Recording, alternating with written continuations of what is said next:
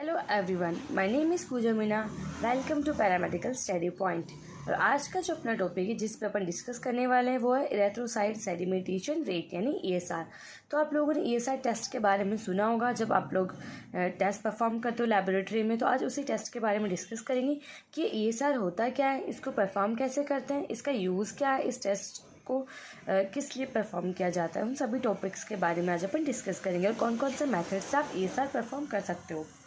तो सबसे पहले आपको ईएसआर की डेफिनेशन में समझा देती हूँ कि ईएसआर की डेफिनेशन क्या होती है।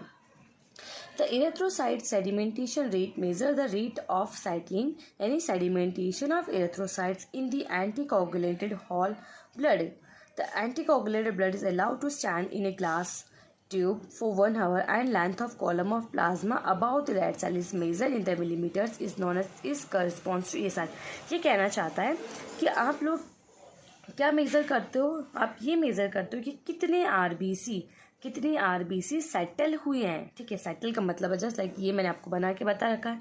ठीक है, तो यहाँ पे कितने आरबीसी सेटल हुए हैं। ठीक है, कितने आरबीसी सेटल हुए हैं। सेटल होने के साथ साथ में जो सैंपल अपन ने लिया वो एंटीकोगुलेटेड ब्लड लिया है। ठीक है, एंटीकोगुलेटेड इसीलिए लिया है अपन ने बिकॉज अपन क्या करेंगे, अगर बिना एंटीकोगुलेटेड वाइल के या फिर वैक्यूम का ब्लड कलेक्ट करोगे तो जो आरबीसीस है, ठीक है, ये आरबीसीस क्या करेगी, आपस में चिपक जाएगी। ठीक है, मतलब आपस में क्या हो जाएगी, इनकी क्लोटिंग हो जाएगी, क्लोट बना लेंगे ये। ठीक है, इनका क्लम्पिंग हो जाएगी। इसी चीज़ को रोकने के लिए, ये क्लम्पिंग ऐसे नहीं होती जैसे मैंने इनको अरेंज किया, ऐसे नहीं होती। ये क्लम्पिंग आपस में सारी मिक्स हो जाएगी। ठीक है, यानी पूरा क्लोट बन जाएगा ब्लड का।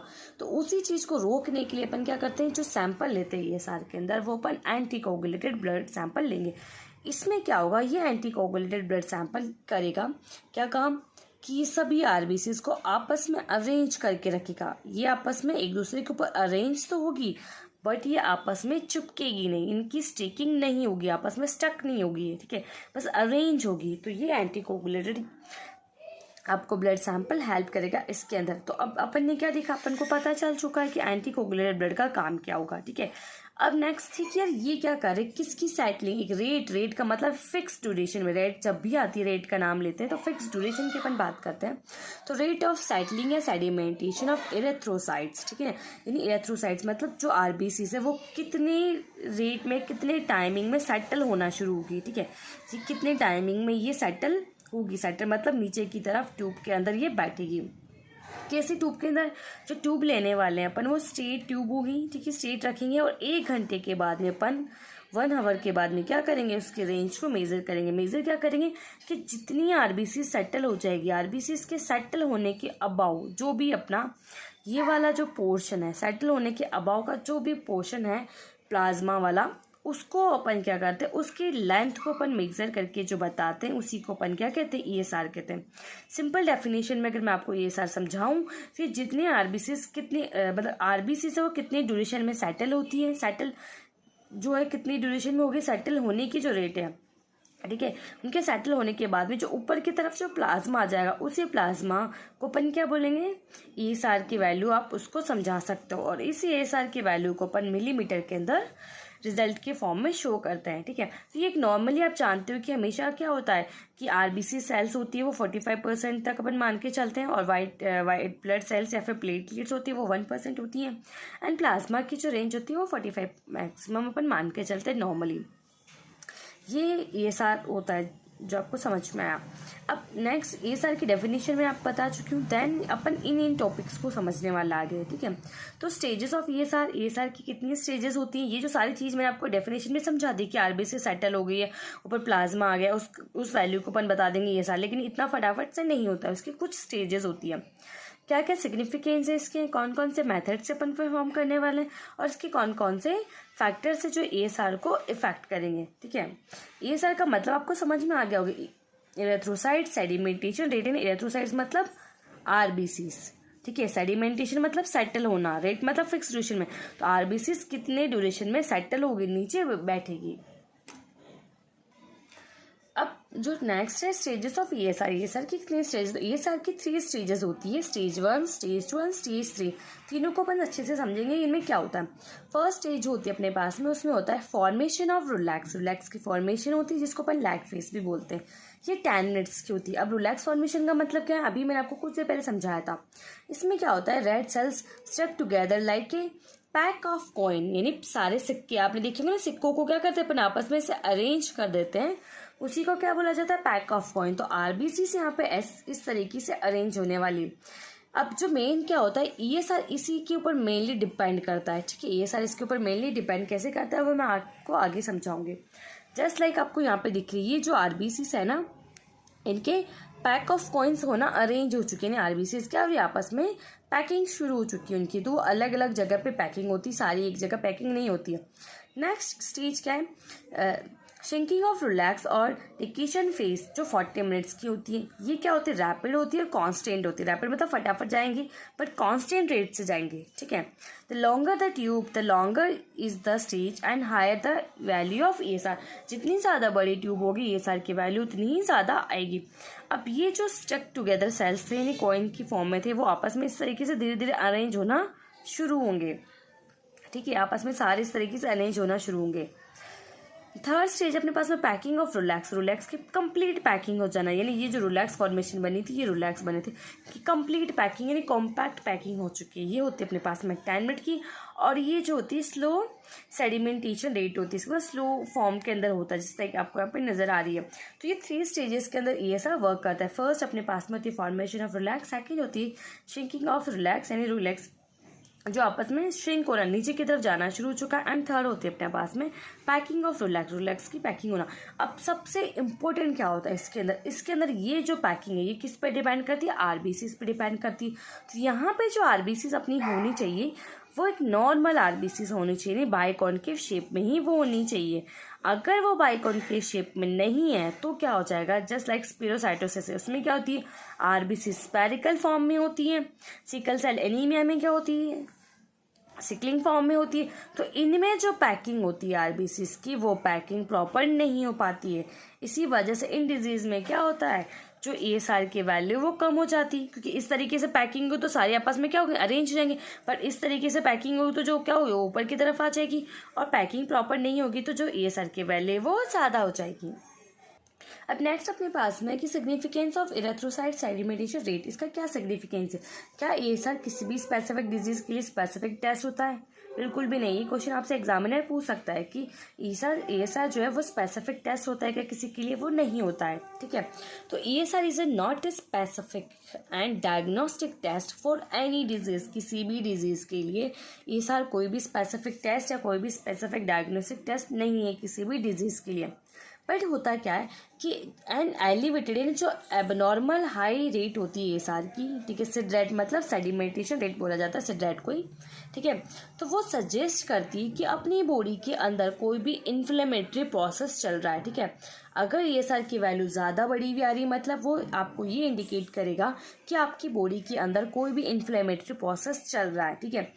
वो प्रोसेस चल रहा है बट वो ये नहीं बताता कि वो कहाँ पे है और वो क्यों है, ठीक है। वेयर एंड वाई वो ये नहीं बताता कि कहाँ पर वो क्यों हो रहा है, बस आपको सिर्फ ये बताएगा कि बॉडी के अंदर कुछ ना कुछ इन्फ्लेमेटरी प्रोसेस हो रहा है। When an inflammation in the body increase the level of certain protein in the blood occurs, especially protein called the acute phases reactant। अब क्या होता है जब कोई भी बॉडी में इन्फ्लेमेशन हो जाता है, ठीक है, बॉडी में कोई भी इन्फ्लेमेशन हो जाता है तो बॉडी के अंदर कुछ प्रोटीन्स, ठीक है, कुछ प्रोटीन्स की वैल्यू बढ़ जाती है, मतलब मात्रा बढ़ जाती है, जिनको अपन बोलते हैं अक्यूट फेस रिएक्टेंट के नाम से जानते हैं, जस्ट लाइक फिब्रिनोजन। एक एग्जांपल के फॉर्म में फिब्रिनोजन है। एक आपने सीआरपी टेस्ट सुना होगा जिसमें क्या होता है, सी रिएक्टिव प्रोटीन्स भी होते हैं, ठीक है। तो ये क्या करेंगे, ये जो कुछ प्रोटीन्स होते हैं जो सी रिएक्टिव प्रोटीन्स या फिब्रिनोजन से, ये क्या करते हैं, आरबीसीज को स्टिक टुगेदर कर देते हैं, आरबीसीज को आपस में चिपकाना शुरू कर देते हैं, और साथ में क्या करते हैं, उनकी जो फॉलिंग रेट है उसको भी बहुत ज़्यादा वो इंक्रीज कर देते हैं। जैसे अभी अपन ने देखी थी सेटलिंग रेट सेटल होने का काम किया था। तो अब किसी पर्सन को इन्फेक्शन है मतलब उनके अंदर क्या होगा, इन प्रोटीन की मात्रा बढ़ गई है। इन प्रोटीन की मात्रा बढ़ गई तो ये क्या करेंगे, आरबीसीज को आपस में चिपकाने में बहुत ज़्यादा हेल्प करेंगे।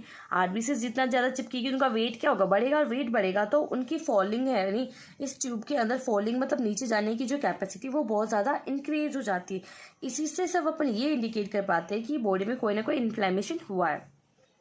Most of the inflammatory and neuroplastic disease are associated with an increase in ESR, ठीक है। यानी इन्फ्लेमेटरी डिजीज कोई सी भी हो सकती है, न्यूरोप्लास्टिक डिजीज भी हो सकती है, जस्ट लाइक रूमेटॉइड अर्थराइटिस है, सिस्टमिक लूपस इरिथ्रोमाटोसिस जो होती है, आपने इसके ऊपर मैंने कंप्लीट लेक्चर ऐसे बना रखा है। एक्यूट रूमेटिक फीवर है, ट्यूबरक्लोसिस है, मैलिग्नेंसी है, मल्टीपल माइलोमा, ये सारी मैक्सिमम क्या आपको कैंसर डिजीज नजर आ रही है। इन सब में क्या होता है, सबके अंदर ESR इंक्रीज हो जाता है, जस्ट लाइक एक्टोपिक प्रेगनेंसी से एनीमिया में तो जनरल सी बात है RBCs का ही नंबर कम हो गया तो जनरल सी बात है प्लाज्मा इंक्रीज हो जाएगा। बाकी इन सब के अंदर भी क्या होता है, ESR की वैल्यू इंक्रीज हो जाती है। बट कुछ डिजीज जस्ट लाइक जिनमें क्या होता है ESR की वैल्यू डिक्रीज हो जाती है, ठीक है। पोलिसाइथीमिया में क्या होता है RBCs का नंबर बहुत ज़्यादा हो जाता है। वैसे कितनी होती है अपने पास में 4.3 या फिर जो भी मैन वीमेन के ऊपर डिपेंड करते हैं, बट यहाँ पे इनकी रेंज 8 हो जाती है, 9 हो जाती है, ठीक है।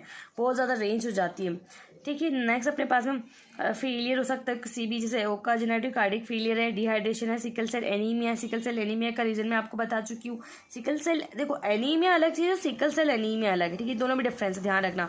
जब आपसे सिकल सेल एनीमिया पूछेगा तो क्या है, क्योंकि मैंने अभी आपको समझाया था उनकी RBCs की शेप चेंज हो गई है, शेप चेंज हो गई तो क्या हो गया है, ये आपस में स्टिक टुगेदर ढंग से नहीं होंगे, तो इनका जो वैल्यू है वो बहुत ज़्यादा ऊपर की तरफ आ जाएगी, स्टिक टुगेदर ढंग से नहीं है। सेम हेरिडिटरी स्पिरोसाइटोसिस में भी यही चीज़ है, क्योंकि इनमें भी क्या हो RBC की जो शेप है वो स्पैरिकल होती है, तो इनमें प्रॉपर अरेंजमेंट नहीं होता। इसी वजह से क्या होता है, यहाँ पे ESR की वैल्यू डिक्रीज हो जाती है। एनीमिया की नॉर्मल बात करेंगे तो एनीमिया की केसेस में इंक्रीज होती है। अब नेक्स्ट अपन अभी बात करेंगे कि जो ESR है उसकी कौन कौन से मेथड से अपन एस्टिमेट कर सकते हैं। देखो ESR को सिट रेट के नाम से भी जाना जाता है, ठीक है। तो बेसिकली 4 मेथड्स हैं, बाकी और भी बहुत सारे मेथड्स होते हैं। जो मेनली होते हैं यही मेथड्स होते हैं, उसमें भी ये 2 ऊपर की टॉप मेथड है जो मैनुअल मेथड्स है, इनको ज़्यादा यूज़ किया जाता था। Westergren method, Wintrobe method, zeta sedimentation rate होता है और माइक्रो ESR मेथड होते हैं। अब ऑटोमेशन में भी मेथड्स होते हैं, बट इतना डिटेल में अपन नहीं जाएंगे। तो फर्स्ट मेथड अपन पढ़ेंगे वेस्टर्न ग्रिड मेथड, ठीक है। तो International Council of Standardization in Metrology recommended the Westergren method for the ESR method for estimation of ESR।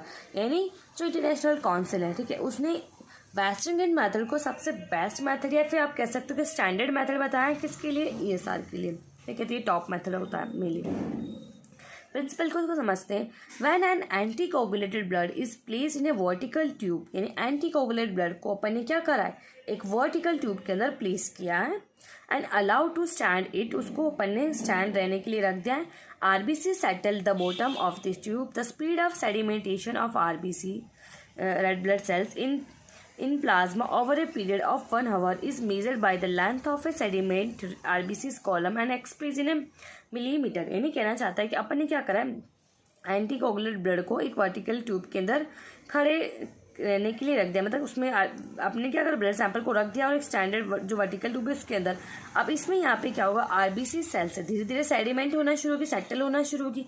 Settle होने के बाद में जो ऊपर की तरफ जो प्लाज्मा आएगा, ठीक है, उस प्लाज्मा की रेंज को अपन क्या करेंगे, मिलीमीटर के फॉर्म में मेज़र करेंगे। यानी जो RBCs का जो कॉलम है उसके ऊपर जो प्लाज्मा आएगा उसको अपन मेज़र करेंगे मिलीमीटर की फॉर्म के अंदर।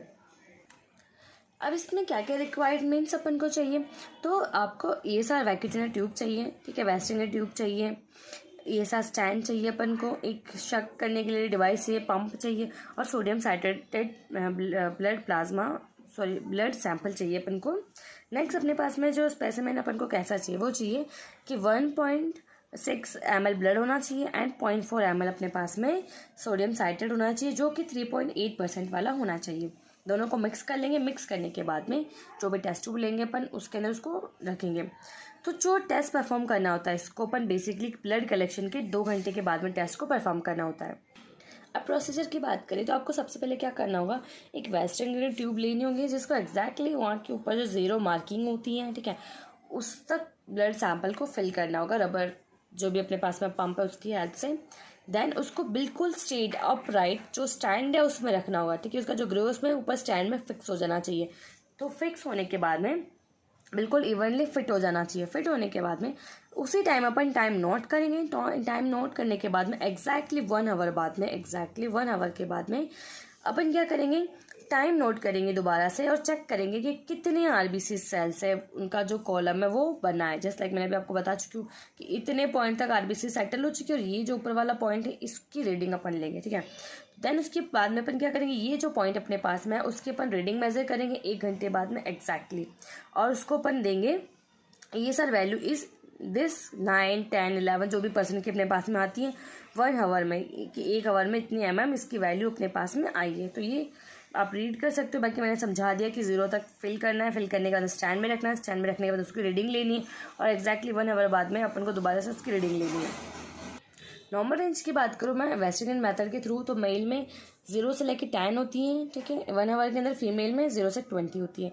चिल्ड्रंस में 0 से 10 होती है, और ये सब कुछ 1 आवर के अंदर। और फीमेल्स में इसलिए ज़्यादा होती है क्योंकि फीमेल्स में RBCs काउंट कम होता है मेल के कंपेयर में। नेक्स्ट मेथड जो अपने पास में विंट्रॉप मेथड। विंट्रॉप मेथड क्या होता है, इसका एक बेनिफिट अपने पास में होता है इस मेथड का। इस मेथड के थ्रू आप क्या कर सकते हो, PCV, ठीक है, packed cell volume plus ESR दोनों साथ में मेजर कर सकते हो। ESR is estimated on the anticoagulated blood sample in haematocrit tube, जिसको अपन विंट्रॉप ट्यूब भी बोलते हैं, जिसके अंदर अपन जिसके अंदर अपन PCV मेजर करते थे। इसका ये एडवांटेजेस आप इससे दोनों ही मेजर कर सकते हो। प्रिंसिपल की अपन बात करें तो क्या करना है, अपन को सेम एंटीकोगुलेटेड ब्लड सैंपल लेना है, और उसको जो अपनी विंट्रॉप ट्यूब है उसमें फिल करने के बाद में 1 आवर के लिए सेम एग्जैक्टली अनडिस्टर्ब अपन को छोड़ देना है स्टैंड में लगा के। और वहाँ पे भी अपन यही ऑब्जर्व करेंगे कितनी RBC सेटल होती है, और उसकी जो मार्किंग है वो अपन चेक कर लेंगे। फिर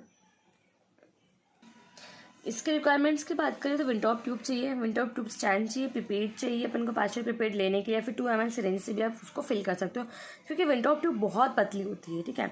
सेम टाइमर या वॉच चाहिए अपन को चेक करने के लिए कितना टाइम चाहिए, और सेम अपने पास में सोडियम साइट्रेटेड ब्लड प्लाज्मा चाहिए, सैंपल चाहिए सॉरी। नॉर्मल रेंज की बात करें तो यहाँ पर नॉर्मल रेंज जो मेल में होती है वो 0 to 9 होती है, ठीक है, और फीमेल में सेम जो वेस्टर्न मेथड के इक्वली होती है। अब प्रोसीजर की बात करें तो ब्लड सैंपल को केयरफुली मिक्स कर लेना है अपन को एंटीकोगुलेंट के साथ में। देन विंट्रॉप ट्यूब को फिल करना है बिल्कुल 0 मार्किंग तक, जो कि पार्शियल पिपेट की हेल्प से अपन फिल कर सकते हैं। फिर सिरिंज की हेल्प से भी आप उसको फिल कर सकते हो अगर पार्शियल पिपेट अवेलेबल ना हो तो, बाकी आपको पार्शियल पिपेट से इसको फिल करना होता है, ठीक है। देन फिल करने के बाद में ट्यूब को एग्जैक्टली अपन वर्टिकल पोजीशन में स्टैंड के अंदर फिक्स कर देंगे। फिक्स करने के बाद में टाइमर सेटअप कर देंगे 1 आवर के लिए। एंड आफ्टर 1 आवर के बाद में क्या करेंगे अपन, जो भी लेवल आई है किसकी, इरेथ्रोसाइट्स की काउंट की जो लेवल आई है उस लेवल के अबाउ जो अपना प्लाज्मा है उसके अपन रीडिंग ले लेंगे के अंदर, और अपन रिजल्ट के अंदर शो कर देंगे कि ESR इज ऑब्जर्व्ड आर, जो भी अपने पास में रीडिंग आएगी पर आवर। नेक्स्ट अपने पास में माइक्रो ESR मेथड, ठीक है। तो ये जो मेथड होता है वो कैपिलरी ब्लड के थ्रू किया जाता है, ठीक है, जिसमें क्या करते हैं अपन एक ऐसे कैपिलरीज लेते हैं जो ऑलरेडी एंटीकोगुलेटेड से क्या होती है, एंटीकोगुलेटेड से कोटेड होती है, ठीक है। एंटीकोगुलेटेड से कैपिलरी इसमें ऑलरेडी एंटीकोगुलेटेड प्रेजेंट है, और इसी के अंदर अपन क्या करेंगे, ब्लड सैंपल को लेके, ये जो मेथड है बेसिकली स्मॉल बच्चों में, स्मॉल चिल्ड्रंस में अपन परफॉर्म करते हैं, और ये रिलायबल भी इतना नहीं होता है। नेक्स्ट अपने पास में ज़ीटा सेडिमेंटेशन रेशो, ठीक है, जिसको ZSR के नाम से जानते हैं। ये जो मेथड होता है इसमें स्पेशल डिवाइस यूज़ किया जाता है जिसको अपन ज़ीटा फ्यूज़ बोलते हैं, ठीक है। ये जो मेथड होता है वो अनीमिया को इफेक्ट नहीं करता, जैसे वेस्टर्न मेथड में क्या होता है एनीमिया की वजह से प्रॉपर रेट नहीं आ पाती है। तो इसमें ये किसी भी चीज़ की वजह से, किसी भी सेल्स की वजह से कोई भी इसमें जो रेट जो अपना रिजल्ट आता है वो अफेक्टेड नहीं होता है। बट ये जो मेथड बहुत एडवांस है तो बहुत ही रेयर केसेस में यूज़ किया जाता है। तो ये जो बेसिकली मैंने ये सारे मेथड्स के बारे में आपको समझा दिया। अब यहाँ पे समराइज़ करेंगे कि ये सारे किस किस में बढ़ जाता है और किस किस में डिक्रीज हो जाता है। तो ये सारा अपने पास में इन्फेक्शन में बढ़ जाएगा, इन्फ्लेमेशन में बढ़ जाएगा, मैलिग्नेंसी है, ओल्ड एज है, प्रेगनेंसी है, ट्यूबरक्लोसिस है, ठीक है, SLE आ रहे हैं, मल्टीपल माइलोमा, इन सब में क्या होता है ESR की वैल्यू इंक्रीज हो जाती है। नेक्स्ट ESR की जो वैल्यू है वो किस किस में डिक्रीज हो जाती है, एक्सट्रीमली ल्यूकोसाइटोसिस में डिक्रीज हो जाती है, RBCs एबनॉर्मेलिटीज आपको पता है ये सिकल सेल एनीमिया जो भी है, हेरिडेटरी स्प्लेरोसाइटोसिस है, इन सब में क्या होती है जो ESR की वैल्यू डिक्रीज हो जाती है। तो ये सारा मैंने आज आपको कंप्लीट ESR के बारे में समझाया है।